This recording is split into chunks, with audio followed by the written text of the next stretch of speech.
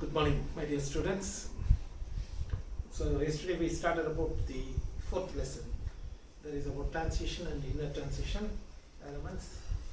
And we know that transition elements are d block elements because the last electron in those elements enter into the d orbital. Therefore, they are called as d block elements. They are called transition because they are placed between s block and p block, and their property is in the transition aspect. It is transition in the sense it's changing over from metal to non-metal, electropositive to electronegative, and highly reactivity to less reactivity.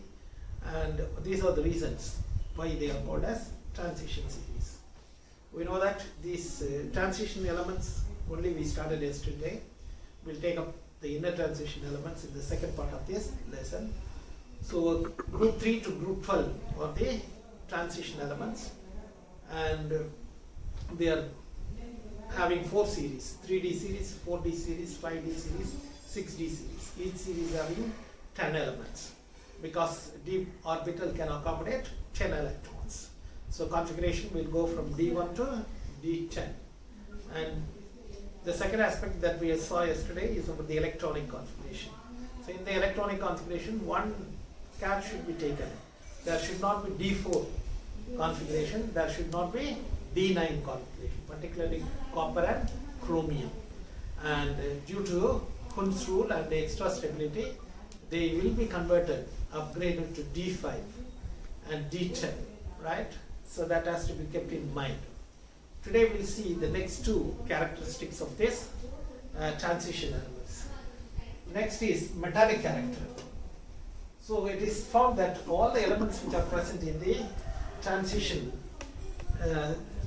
series are metals, and they have metallic characters, and these metals, they have good conductors, or they are good conductors of heat and electricity. They are capable of passing the electron movement. Therefore, there is a conduction property, and the heat is also being transferred from one end to another end in this type of metals, right? Because most of us know most of the elements that we use, copper, aluminum and iron, these are the chromium, these are the generally metals which are used for transferring the heat as well as the electricity. And almost all these metals are very hot, they are very strong except to the 11th group, which will be due to their electronic arrangement, right, and packing also. As far as these solids, since all of them are solids, the packing of the atoms will be hexagonal closed packing, or cubic closed packing, or body-centered cubic packing. These are the three varieties of packing that will generally take place in these metals. So as far as the melting point of these metals is concerned, there is a point to be understood, right? The melting point, initially it increases, right? For example, it will increase from scandium to manganese, and after this it increases. After that it remains constant. It does not change, right? After that it even decreases, we can say, right? First it increases. What is the reason for that?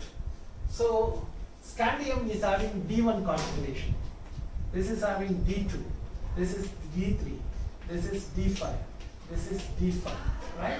So after this, if you take the d orbitals, what is the condition? If you take chromium and manganese, they have 5 unpaired electrons, right?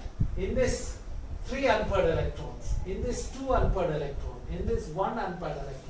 Since the number of unpaired electron is increasing, the metallic bond formation is easily done, because unpaired electrons only will involve in the metallic bond formation. Therefore, due to the unpaired electrons, it is found that the melting point is found to be increasing from this. From iron onwards, it is decreasing because the paired electron pairs In this there will be 1 pair, in this there will be 2 pair, in this there will be 3 pair, in this there will be 5 pairs. So paired electrons cannot form the metallic bonding. That is the cause for that. Therefore, you should know why the melting point is increasing in the first half and it is slowly decreasing in the second half. So these are the aspects we have to know as far as the metallic character is being concerned, right? And after that we go to the atomic radius. So atomic radius or atomic size or ionic radius, right? We can put it in any way, right? This is also a very important factor that has to be followed, right? Particularly in 3D series, if you take the atomic, generally if you take the periodic table, the atomic radius, if you go from left to the right, it is decreasing because the nuclear charge is increasing, the effective nuclear charge is also increasing, and the atomic radius is decreasing. Therefore, in any period, these are all in period only. In any period, in the present book we studied that the atomic size and the atomic radius used to decrease. But in this case, it's not very uniform, right? For example, if you take 3D series, first from scandium to vanadium, in the first 3 elements, it is found to be increasing. The radius is increasing because the atomic nuclear charge, due to the increase in the atomic nuclear charge, the radius is found to be, the atomic size is found to be increasing. And after that, it is found that from vanadium to copper, it is almost remaining constant. It is remaining constant. It is not increasing, it is not decreasing, right? And that is the other thing that we find, right? So here, from vanadium to copper, what is observed is that the effective nuclear charge is increasing when you go from vanadium to copper because of the increase in the number of d electrons. As the d electrons are increasing, the shielding effect is taking place, and therefore the effective nuclear charge is increasing. And the other aspect is that the 3d electrons start repelling with the 4s electrons when the number of electrons are increasing. So both these aspects are opposing each other. This is increasing the attraction, this is decreasing the attraction. Therefore, they balance each other. As a result of that, what happens? The radius remains constant and the size remains constant. Two opposing forces are there. One is nuclear force is increasing, electron repulsion is also increasing. Both will act in the opposite direction. As a result of that, the radius will not contract, it will only increase. And then from copper to zinc, it is again found to be increasing due to the repulsion. Repulsion is found to be more than the effective nuclear charge, right? So that aspect is dominating, therefore the atomic radius or atomic size is found to be increasing, right? So these are the facts that we have to keep in mind. As far as the down the group, if you take, because in the periodic table, if you take, it goes like this.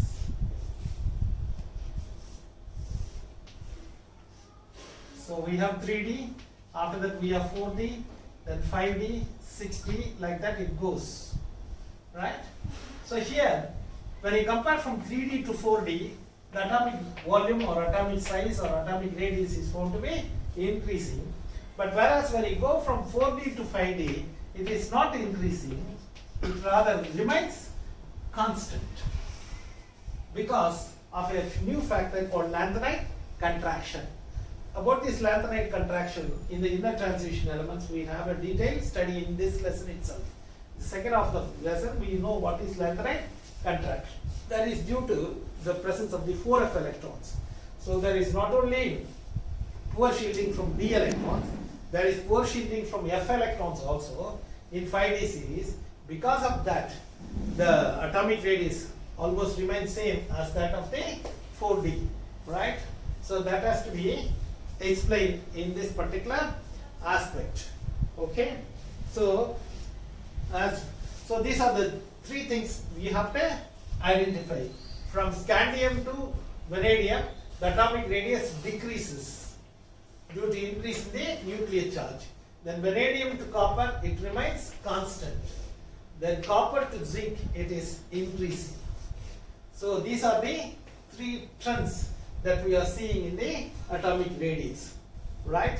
First starts decreasing, then it remains constant, then again it increases. So this is how the atomic radius is varying as far as these D block elements are being concerned. And tomorrow, in the next class, we'll take up the remaining 4 characteristics. So this week there will not be any chemistry test on Thursday. Next week onwards we'll start doing the test. Okay, have a good day. God bless you.